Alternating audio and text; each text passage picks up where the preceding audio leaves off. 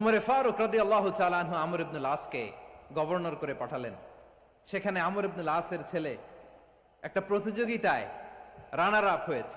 এক মিশরি সেখানে চ্যাম্পিয়ন হয়েছে। রানার আপ বুঝতে পেরেছেন তো? রানার আপ সেকেন্ড হয়েছে, এক মিশরি হয়েছে চ্যাম্পিয়ন প্রথম।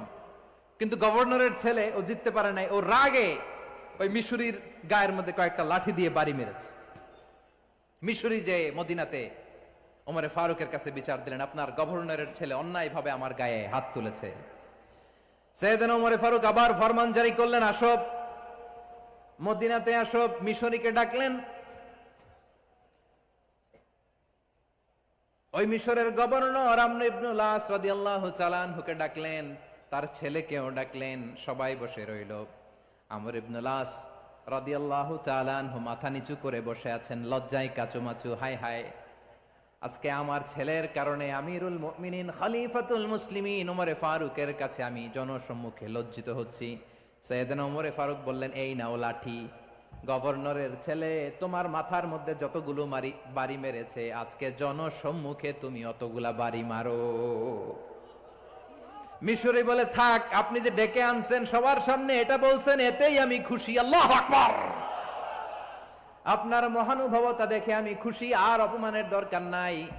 ওমরে ফারুক বলে, না, খবরদার, এই কথা মিশরি তুমি বলো না, মারো, যতগুলা বাড়ি মেরেছে মারো। বাধ্য হয়ে মিশরি আমর ইবনুল আসের সামনে ওনার কলিজার টুকরা সন্তানের মাথার মধ্যে বাড়ি মারতে আরম্ভ করলেন। ঠিক যতগুলা বাড়ি গভর্নরের ছেলে আমর ইবনুল আসের ছেলে মিশরির গায়ে মেরেছিল, মাথায় মেরেছিল, মিশরি গুনে গুনে ততটা মারলেন। এই দৃশ্য দেখে ওমরে ফারুক রেগে মেগে আগুন, রাগের চোটে রাগ সামলাতে না পেরে, আর নিজেকে সামলাতে না পেরে মিশরীরে বললেন, ছেলেরে মারা শেষ হয়ে গেলে এবার বাবার টাক মাথার মধ্যে কয়েকটা বাড়ি মার। রাগের চোটে, আউট অফ অ্যাঙ্গার, রাগের চোটে, যে আমার পাঠানো গভর্নর আমর ইবনুল আস তার ছেলেকে কেন আদব তারবিয়া কেন শিক্ষা দিতে পারে না। ছেলেরে মারা হইলে এবার আমর ইবনুল আসের মাথার মধ্যে দুইটা মারো। এটা রাগে বলেছেন, এটা শাস্তি হিসেবে না। সুবহানাল্লাহ পড়ে। তোমরা আমাদেরকে সুশাসন শিখাও, আমাদেরকে সুশাসন শিখাও।